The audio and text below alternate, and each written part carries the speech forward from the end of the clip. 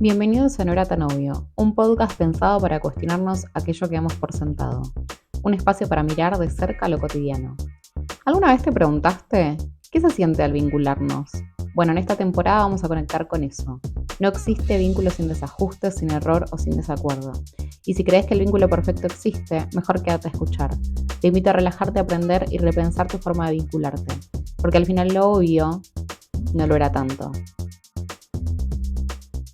Bienvenidos a un nuevo capítulo de No era tan obvio. Hoy quiero empezar por una pregunta que muchas personas hacen en silencio, que es, ¿me separo o no? Esta pregunta no surge de la nada, sino que se va construyendo con el pasar de la relación y obviamente con algunas cuestiones como por ejemplo más distanciamiento, menos frecuencia al verse, conversaciones que no surgen o incluso algunas modificaciones en cuanto a los tiempos también de la pareja. Separarte no es solamente tomar una decisión por vos, una decisión individual, sino también es afrontarse a un montón de cuestiones como el miedo a lo que viene después, el miedo al vacío, la ambivalencia de entiendo que ya no estoy para estar acá, pero por otro lado no estoy pudiendo irme. Es afrontarte a la costumbre. Muchas veces también es afrontarte al qué dirán, es afrontarte al compartir un grupo de amigos y cómo vamos a ser cuando nos juntemos. Es afrontarte un montón de dudas que aparecen en esto, de que sigue siendo mi lugar seguro. Entonces, eso que a veces parece tan obvio, que parece lógico, ya venimos aprendiendo en este podcast que muchas veces no lo es.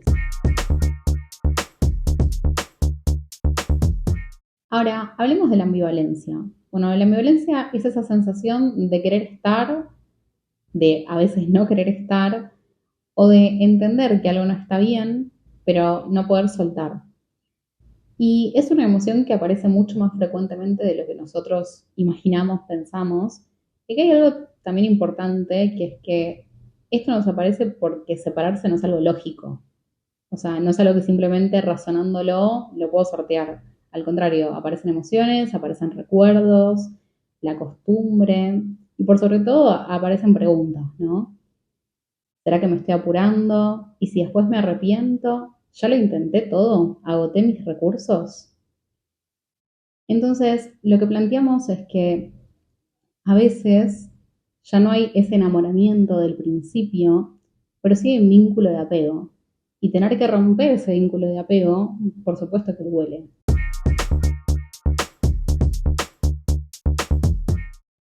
Separarse no es solo dejar a alguien, sino que es dejar un proyecto, dejar sueños, dejar rutina, dejar cosas como del día a día y de la cotidianeidad que uno comparte con el otro y que eso no va a existir más si yo pienso en separarme.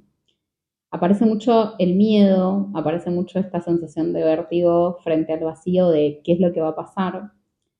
Es pensar en que uno va a empezar a decir yo en vez de nosotros. A veces está bueno pensar que este miedo no es una alerta de no, me tengo que quedar y por eso me da mucho miedo, sino es miedo a eso que viene después y quizás es más una señal de que voy a necesitar apoyo de mis seres queridos, necesitar más compañía, incluso quizás necesitar la terapia. Pero no pensemos ese miedo como el freno o la señal de me tengo que quedar. Eso no puede ser una razón suficiente para quedarme sufriendo en una relación en la que yo ya no quiero estar. Aparece algo que es el debate sobre el duelo anticipado. ¿Existe o no existe el duelo anticipado? Bueno, es un concepto que en psicología efectivamente existe, pero en lo personal yo no estoy tan de acuerdo y lo quería traer un poco porque hay mucha gente que antes de separarse dice yo ya estoy haciendo el duelo o incluso después de separarse dice yo siento que hice el duelo anticipadamente. Yo creo que no es así porque el duelo implica una pérdida y si bien la pérdida puede uno imaginársela, en realidad nunca sabemos cómo es hasta que esa persona, hasta que el objeto amado, hasta que mi pareja, hasta que mi vínculo no está más, no lo vivo. Lo que vivo es más bien el miedo, la incertidumbre, el miedo a lo que va a pasar después y por supuesto la angustia de imaginarme sin esa persona. Pero el duelo lo empiezo a vivir cuando la pérdida es efectiva. ¿A qué voy con esto? Es que en mi opinión, y podemos no estar de acuerdo y podemos abrir a debate y me encantaría escuchar lo que opinan de esto, no hay duelo sin pérdida. Hablemos de la culpa que muchas veces nos va a separarnos. Es una sensación, en realidad, a ver, Todas las emociones nos traen una información a nosotros. La información que nos trae la culpa es querer reparar un daño. Muchas veces aparece de forma anticipada, porque en realidad el daño no está hecho, solo es un pensamiento que tengo el de separarme, ¿no? Y el tema es que a veces no nos separamos por la culpa de lo que debería ser. A ver, si la otra persona no me hizo nada malo, ¿por qué me voy a separar?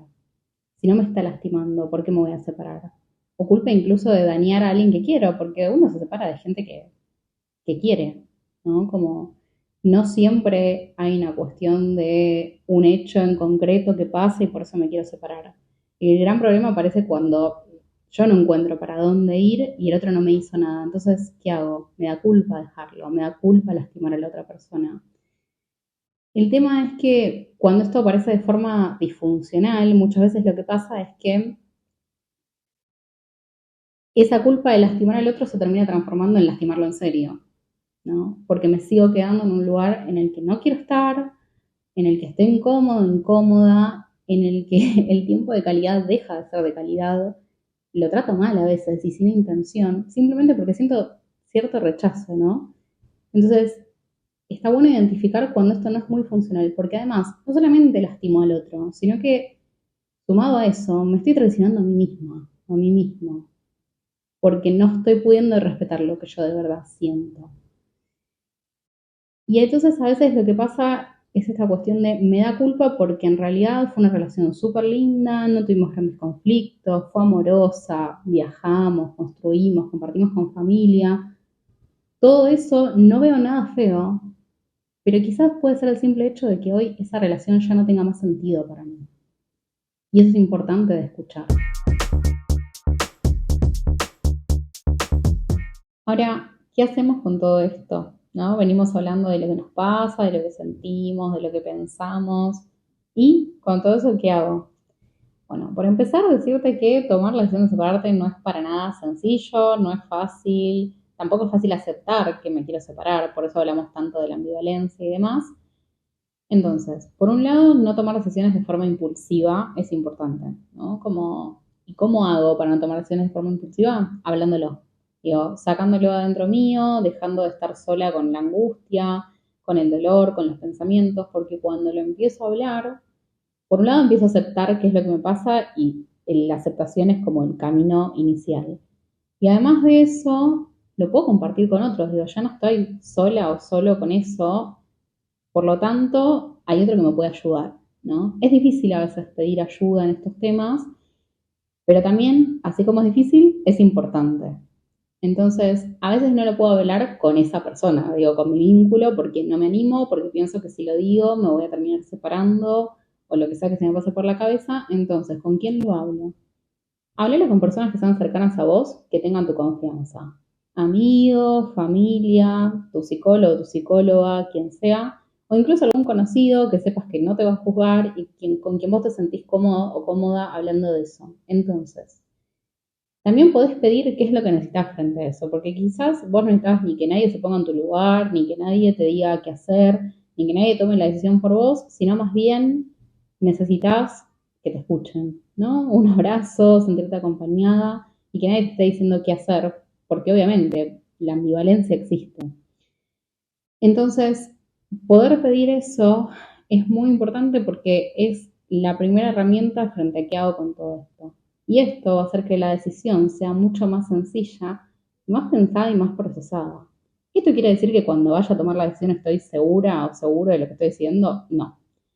La seguridad sobre eso, lamentablemente, voy a decirte que no va a estar al 100% nunca, pero porque en realidad si lo pensamos, tomar una decisión, nunca uno está 100% seguro, digo.